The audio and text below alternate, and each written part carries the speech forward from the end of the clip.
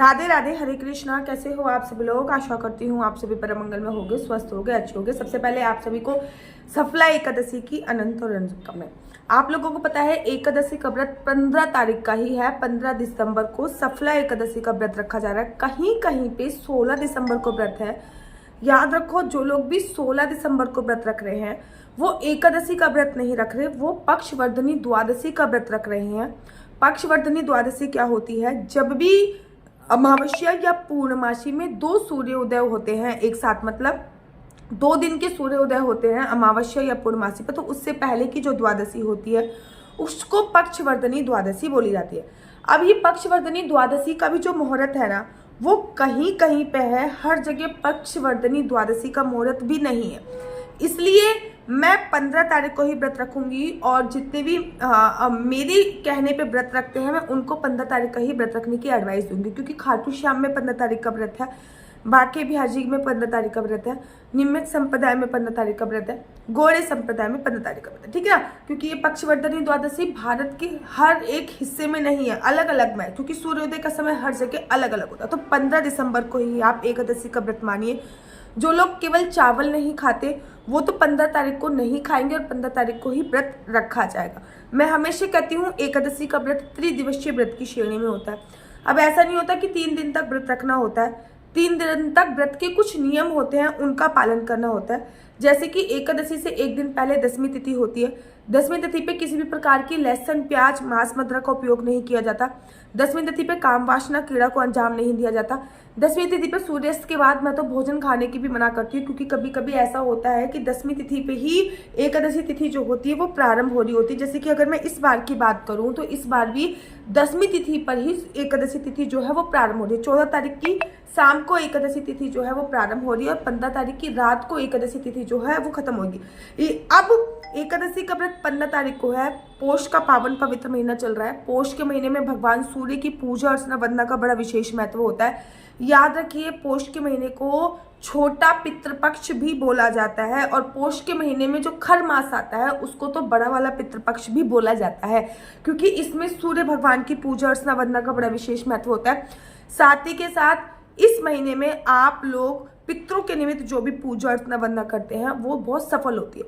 अब बात कर लेते हैं सफला एकादशी की। तो एकादशी 15 तारीख के 15 तारीख को सुबह सुबह उठिएगा, पानी में कुछ ना कुछ डाल के स्नान कीजिएगा। गंगा जल हो गया, यमुना का जल हो गया, सप्त नदियों में से किसी भी नदी का जल डाल सकते हैं। नदी का जल आपके घर पे नहीं है तो फिर आप काले तिल डाल सकते हैं, सफेद तिल डाल सकते हैं, दूध डाल सकते हैं, दही डाल सकते हैं, आंवले का चूर्ण डाल सकते हैं, आंवले का चूर्ण डाल सकते हैं, पवित्र तीर्थ स्थल की मिट्टी डाल सकते हैं। ठीक है ना?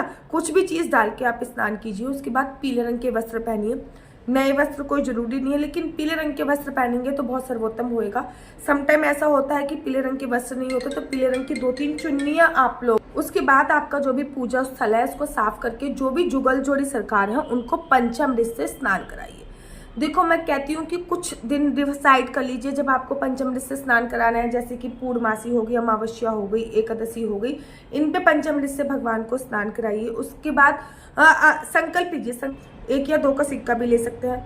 ओम श्री विष्णु श्री विष्णु श्री विष्णु। मेरा नाम आशु चौहान है, मेरा गोत्र केमलक्ष है, मेरा निवास स्थान श्रीधाम वृंदावन है। आज मैं पूरी विधि विधान से ये सफला एकादशी का व्रत कर रही हूँ। यह व्रत मैं फलाहार खा के करूंगी। भगवान श्री हरि विष्णु यह व्रत सफल करने में मेरी सहायता करें। तो सफला एकादशी का व्रत एक ऐसा व्रत है जिसका व्रत रखने से सभी कार्यों में आपको सफलता प्राप्त होती है। इसको सफला एकादशी बोलते हैं। उसके बाद एकादशी की कथा पढ़िए। कथा पढ़ने के बाद भगवान का प्रिय भोग लगाइए। हर एकादशी पे भगवान का अपना एक अलग भोग होता है। बात करूं सफला एकादशी की, तो सफला एकादशी पे जो भगवान का प्रिय भोग है वो है तिल का भोग, क्योंकि पोष के महीने में तिल का बड़ा विशेष महत्व होता है। पोष के महीने में जब हम पितरों को तर्पण करते हैं तो तिल डाल के तर्पण करते हैं। पोष के महीने में तिल दान की बहुत बड़ी महीना है। पोष के महीने में सर्दी बहुत प्रचंड मात्रा में होती है। तिल का सेवन, तिल का दान, तिल का स्नान, इसमें बहुत बड़ी महिमा बोली जाती है। तो पोष के महीने में चाहे आप काले तिल का या फिर सफेद तिल का भोग लगा सकते हैं। अब तिल जो होता है वो फलाहार में आता है। अगर आपका फलाहारी व्रत है तो आप तिल का सेवन कर सकते हैं। अगर आपका फलाहारी व्रत नहीं है तो आप तिल का सेवन नहीं करेंगे। उसके तत्पश्चात आप लोगों को क्या करना है, उसके बाद आपको आरती करनी है। आरती करने के बाद उठिएगा और तुलसी माता के पास आ जाएगा। याद रखो, 8:15 से लेकर 9:30 बजे तक राहु काल है, उस टाइम पे पूजा मत कीजिएगा। आई रिपीट अगेन, 8:15 से लेकर 9:30 बजे तक राहु काल है, उस काल में पूजा अर्चना वंदना मत कीजिएगा। बाकी आप किसी भी काल में पूजा अर्चना वंदना कर सकते हो, कोई भी परेशानी वाली बात नहीं है। अब आपको तुलसी माता के पास आना है, तुलसी माता के पास एक दीपक जलाना है, तुलसी माता की पूजा अर्चना वंदना करनी है। रोज तुलसी की अगर आप 4 परिक्रमा करते हो तो उस दिन तुलसी की कम से कम 11 या फिर 21 परिक्रमा कीजिए। तुलसी माता के पास बैठ के आप भगवान के मंत्रों का जाप कीजिए, जैसे कि ओम नमः शिवाय हो गया, या फिर ओम नमो भगवते वासुदेवाय हो गया, हरे राम राम राम हरे हरे, हरे कृष्णा कृष्णा कृष्णा हरे हरे का भी जाप कर सकते हैं। याद रखिए कि उस दिन जितनी ज्यादा नाम जप कर सकते हैं उतना ज्यादा नाम जप कीजिए। पूरे दिन निंदा चुगली किसी की नहीं करनी। बड़े सारे लोग कहते दीदी हम क्या सो सकते हैं? एकादशी के व्रत में दिन में नहीं सोया जाता, इस बात का ध्यान रखें। दिन में सोने की मनाही होती है, दिन में नहीं सोते हैं। उसके बाद एकादशी में ना सुबह की पूजा का इतना महत्व नहीं है जितना रात्रि जागरण का बड़ा विशेष महत्व। कोशिश कीजिए पूरी रात जगें, पूरी रात नहीं जग सकते तो कम से कम सुबह सुबह ही एक अखंड ज्योत जला दें। बेशक आप सो जाओगे रात को, लेकिन आपकी एब्सेंट में वो अखंड ज्योत जलती रहेगी और वो अखंड ज्योत आपकी साक्षी बन के जलती रहेगी। एकादशी का व्रत बड़ा इंपॉर्टेंट व्रत होता है। शाम के समय घर के मुख्य द्वार पे 2 दीपक अवश्य जलाएं, तुलसी माता पे 1 दीपक अवश्य जलाएं, 1 दीपक आकाश दान अवश्य करें। ये सब कार्य आपको अवश्य करने होते हैं। याद रखिए, जिंदगी में किसी भी चीज की सफलता चाहते हो तो सफला एकादशी का व्रत अवश्य करें। एकादशी का व्रत आपकी लाइफ में सभी प्रकार की सफलता लेके आ जाएगा।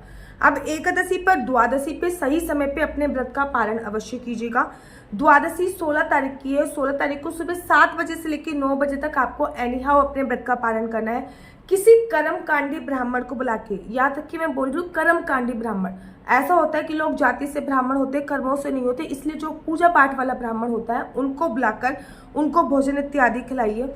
भोजन इत्यादि खिलाने के तत्पश्चात उनको दान दक्षिणा आप अवश्य दीजिए। किसी भी कर्मकांडी ब्राह्मण को बुलाकर आप ये कार्य कर सकते हैं।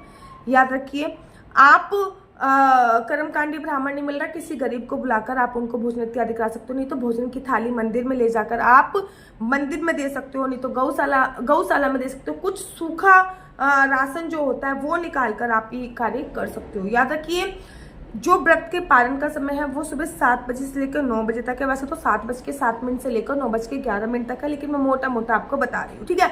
लेकिन इस बात का ध्यान रखिएगा कि 12 बजे के आसपास आपकी द्वादशी तिथि खत्म हो जाएगी और द्वादशी तिथि खत्म होने से पहले ही आपको अपने एकादशी के व्रत का पारण एनी हाउ करना ही करना है।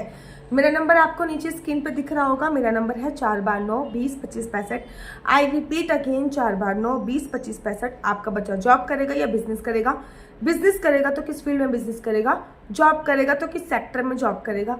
क्या है आपके बच्चे का लकी नंबर? क्या है आपके बच्चे का लकी कलर?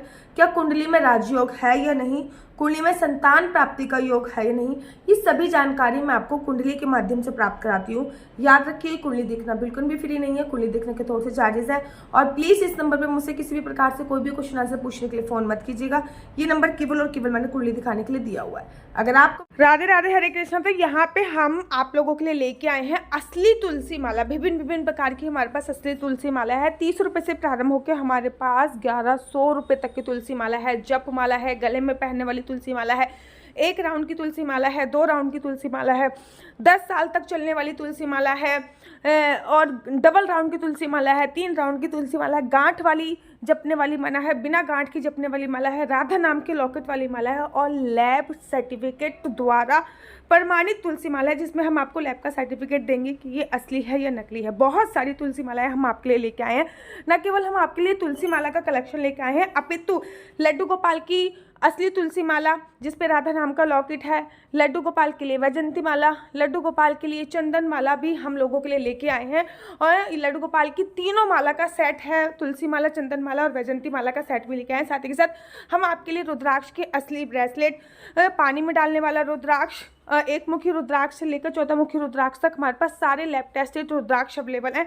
आप हमसे ओरिजिनल रुद्राक्ष मंगा सकते हैं। ना केवल हमारे पास रुद्राक्ष अवेलेबल है, अपितु हमारे पास कानों में पहनने वाले राधा नाम के असली तुलसी के इयरिंग्स भी उपलब्ध हैं, जो कि अलग अलग डिजाइन अलग अलग तरीके से आप लोगों को प्राप्त हो जाएंगे। ये राधा नाम के असली तुलसी के कानों के इयरिंग्स हैं और उसमें बहुत सारी वैरायटी हमारे पास उपलब्ध है। आप जल्दी से जो नीचे नंबर दिया गया है उस पर संपर्क करके अपनी चॉइस से कोई भी राधा नाम के इयरिंग्स अपने लिए ले सकते हैं। उनके प्राइस बहुत ही सस्ते हैं। 150 रुपये से फ्री हो 150 रुपये से स्टार्ट होकर मात्र 200 रुपये तक है। और यह है राधा रानी और भगवान श्री कृष्ण जी के चरण, जो आपको अपने मंदिर में जरूर और विभिन्न प्रकार की अलग अलग तुलसी मालाएं आप लोगों के लिए उपलब्ध है। 30 रुपये से प्रारंभ होकर 1300 रुपये तक की तुलसी मालाएं आप लोगों के लिए उपलब्ध है। हम आप लोगों के लिए लेके आए हैं श्रीधाम वृंदावन की रज। 8 प्रकार की रज इसमें उपलब्ध है। न केवल एक सेवा कुंज की, निधि कुंज की, ललिता कुंड की, राधा कुंड की, कृष्ण कुंड की, निधि वन की, यमुना जी की, 8 जगह की ब्रज रज इसमें आपको उपलब्ध हो जाएगी।